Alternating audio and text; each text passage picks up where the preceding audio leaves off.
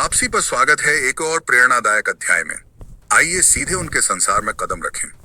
वह एक ऐसे व्यक्ति हैं जो न तो विरासत की सुविधा से और न ही विशेषाधिकार की विलासिता से ऊपर उठे, बल्कि उन निर्णयों से जो उस समय लापरवाह लगते थे लेकिन बाद में भविष्यवाणी जैसे साबित हुए। एक ऐसा आदमी जिसने दवा की पढ़ाई छोड़ दी, परीक्षाओं में असफल हुआ और निष्कासन का सामना किया, फिर भी एक दिन पाकिस्तान के सर्वोच्च नागरिक सम्मान को अपने सीने पर सजाया।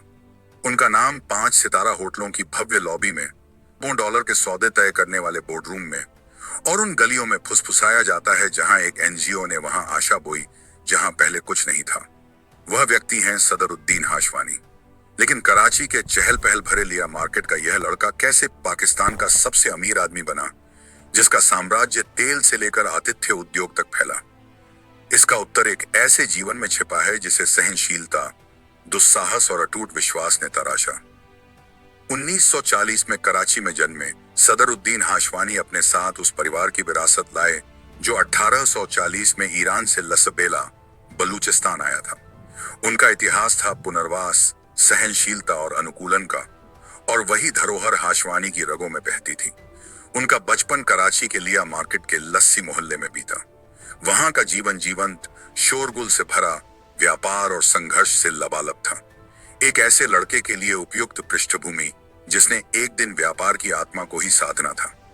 उनके माता पिता चाहते थे कि वे चिकित्सा क्षेत्र चुने, एक सम्मानित और प्रतिष्ठित पेशा। लेकिन युवा सदरुद्दीन का मन कहीं और था। क्रिकेट ने उनका दिल चुरा लिया था। वे जुनून से खेलते, उसी तीव्रता से जो बाद में उनके व्यापारिक दृष्टिकोण को परिभाषित करने वाली थी।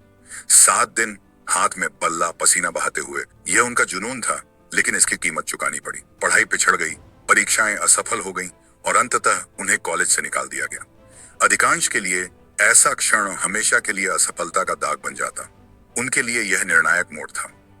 1960 के दशक तक बेचैन हाशवानी एक छोटी किस्मत से समझौता करने को तैयार नहीं थे। अपने भाई अहसान इकबाल के साथ उन्होंने 1960 में हसन अली कंपनी की स्थापना की, जो एक साहसी प्रयोग के रूप में शुरू हुई। वह जल्दी ही एक ताकतवर संस्था बन गई। 1970 के दशक तक यह कंपनी पाकिस्तान की सबसे बड़ी कपास व्यापारिक कंपनी बन चुकी थी, जो अपने पैमाने और विश्वसनीयता के लिए जानी जाती थी।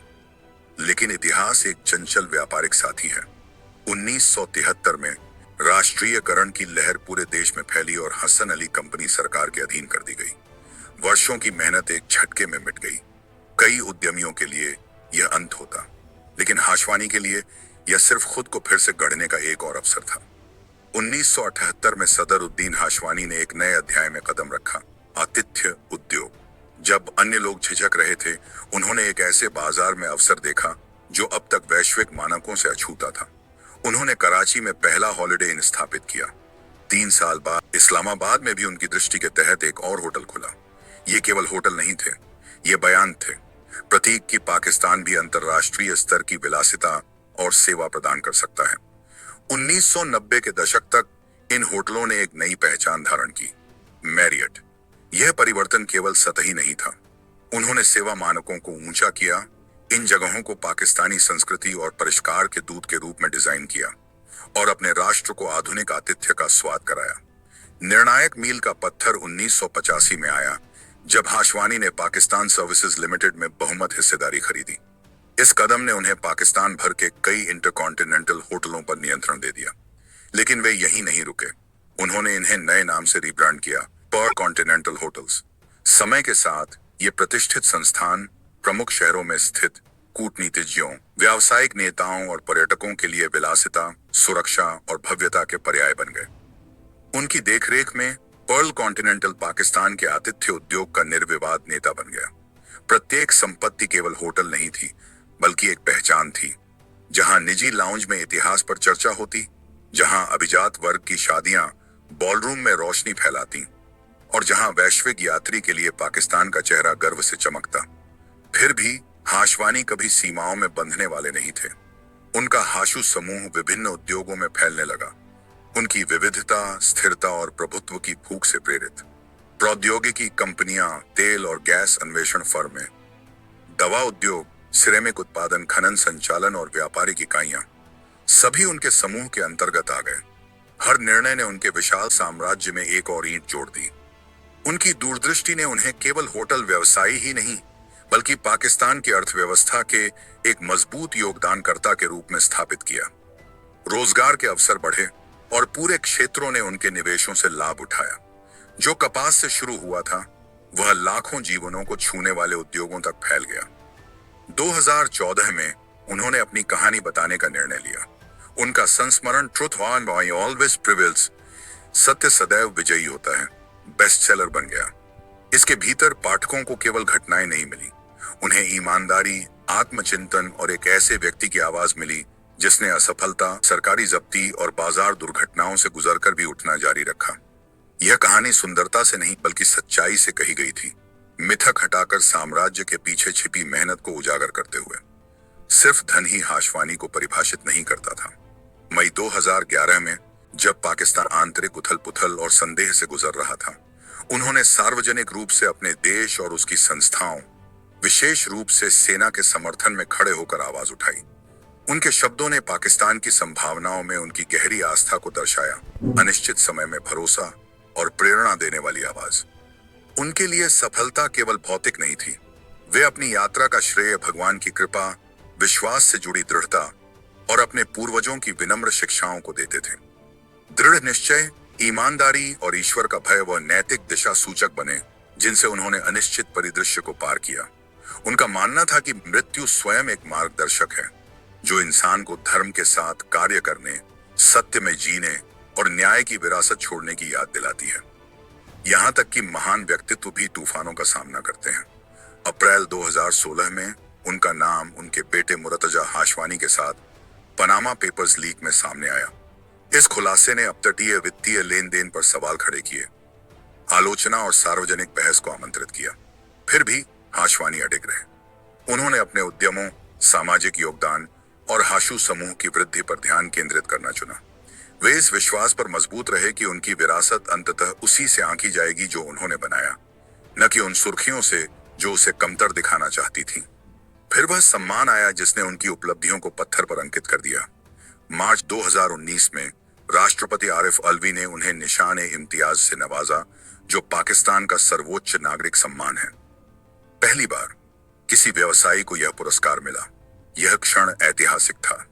पाकिस्तान की अर्थव्यवस्था और समाज पर उनके प्रभाव की औपचारिक मान्यता।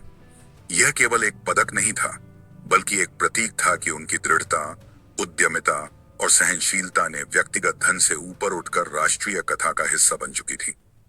राष्ट्रपति भवन की भव्यता में खड़े होकर उन्होंने पाकिस्तान के महानतम योगदानकर्ताओं में अपना नाम दर्ज कर लिया। कॉरपोरेट टावरों और लग्जरी होटलों के बावजूद जो उन्हें सच्चा संतोष देता था, वह था लोगों की सेवा। 1988 में उन्होंने हाशू फाउंडेशन की स्थापना की, जो एक गैर धार्मिक एनजीओ है और जिसका मिशन जीवन बदलना है। दशकों से इसने स्वास्थ्य सेवाएं प्रदान की हैं, शिक्षा का समर्थन किया है, कौशल विकास कार्यक्रम बनाए हैं, विशेष जरूरतों वाले लोगों की देखभाल की है और संकटों में राहत दी है। पाकिस्तान भर में लाखों लोग इसके काम से लाभान्वित हुए हैं।